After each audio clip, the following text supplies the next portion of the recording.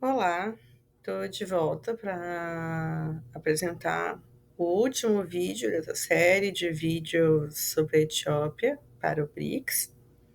E este último vídeo ele vai abordar as políticas linguísticas externas da Etiópia. Bom, e o que são políticas linguísticas externas? Bom, com as políticas linguísticas externas, o país ele define quais línguas ele usa para se comunicar com o mundo e como que essas línguas são apresentadas. E isso envolve planejamento de status, que vai determinar funções e hierarquias das línguas. E também o planejamento do corpus, que produz os materiais, normatiza a ortografia, elabora gramáticas e consolida a língua para circular externamente. Bom, no plano do status, a Etiópia ela atribui ao inglês a função central nas relações externas. Ele é a língua da diplomacia, das negociações multilaterais e também dos documentos de organismos como a ONU, a União Africana, IGAD e o BRICS. O uso do inglês reduz conflitos internos, já que ele não pertence a nenhum grupo étnico majoritário. E essa neutralidade torna o inglês ideal para ser a língua de política externa. Então, o planejamento de corpos voltado para o exterior, ele se dá pela produção massiva de conhecimento em inglês. As universidades etíopes publicam artigos, teses e relatórios nessa língua, o que cria um corpus científico internacionalmente legível. E o governo, ele traduz documentos oficiais para o inglês, como relatórios de direitos humanos, sustentabilidade e educação, garantindo assim a circulação global. Falando um pouquinho do Amárico nesse contexto de política externa, ele, apesar de ele não ser uma língua da diplomacia, ele é fundamental no plano simbólico. Ele aparece em conteúdos bilíngues produzidos para o exterior, reforçando a identidade e a tradição. Ele também faz parte de políticas de soft power, em que a língua é usada para construir imagem internacional. Na diáspora, o amárico é ensinado como marcador de identidade.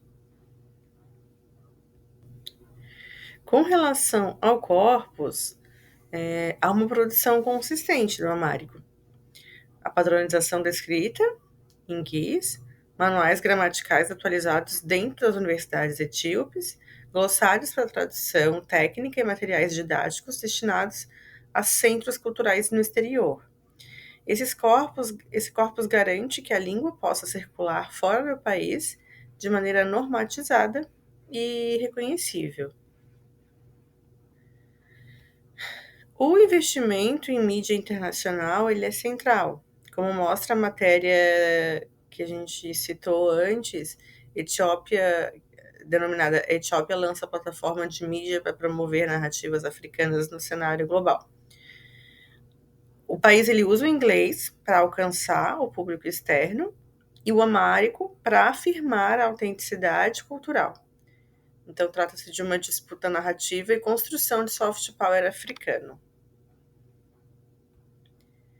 Bom, no plano do corpus, essas línguas regionais elas contam com gramáticas regionais, dicionários bilíngue somali inglês, tigrinya inglês e afari inglês, por exemplo, além de livros escolares próprios de cada região etíope.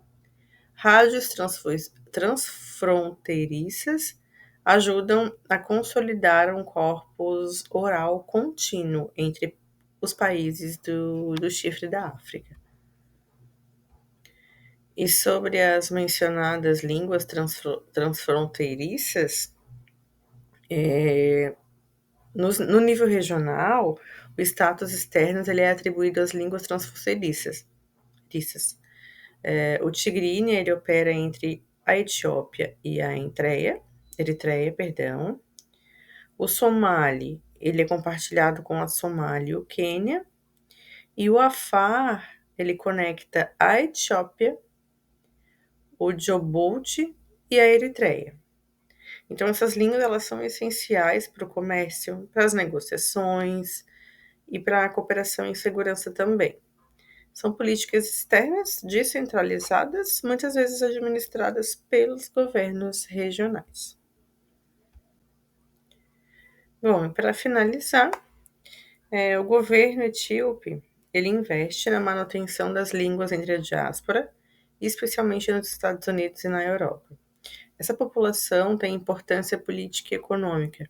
O amárico ele é promovido como língua de identidade etíope. E o inglês ele acaba funcionando como uma ponte interna e externa. E outras línguas regionais também são ensinadas em centros comunitários, fortalecendo vínculos transacionais. Então, como a gente pôde ver nesse último vídeo,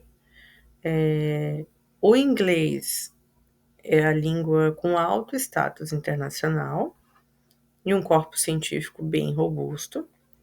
O amárico, ele está ali como uma língua identitária, com corpus consolidado também e uma forte presença cultural. E as outras línguas, as línguas regionais, têm esse status transfronteiriço e um corpus mais local. E a mídia internacional ela acaba sendo o elo que articula estratégia linguística, cultural e política do país no cenário global. Obrigada.